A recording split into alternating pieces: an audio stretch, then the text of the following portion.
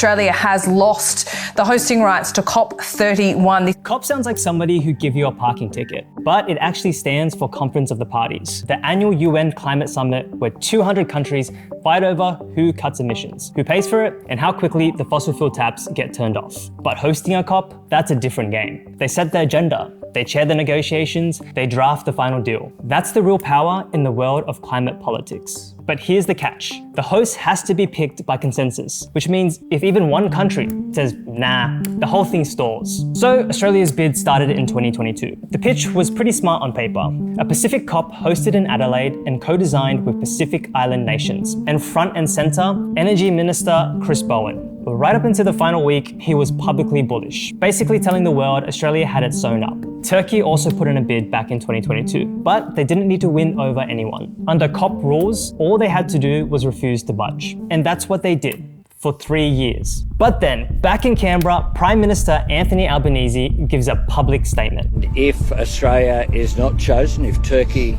is chosen, we wouldn't seek to veto. Australia won't veto Turkey if they're chosen.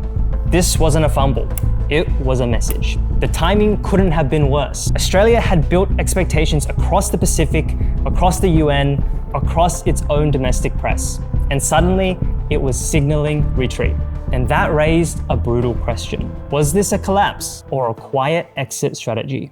The cost of hosting COP31 hit the headlines. 2 billion Australian dollars, not for climate action, just to host the thing. In the middle of a cost of living crisis, that's political poison. If the summit was turning into a political risk for Albanese, the incentive to pull the plug grows. One country had a lot to gain from Australia falling flat here, and you guessed it, China.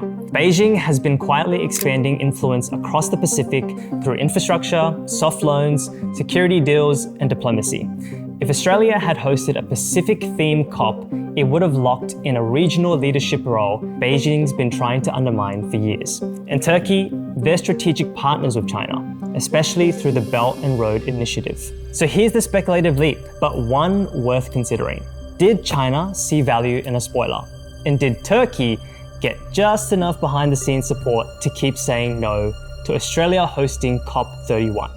There's no hard proof, but geopolitics doesn't usually leave fingerprints. The outcome, though, is crystal clear. Australia promised the Pacific the spotlight and turned up with a flickering torch. And China didn't have to do anything publicly. All they had to do was wait. And Australia got outplayed.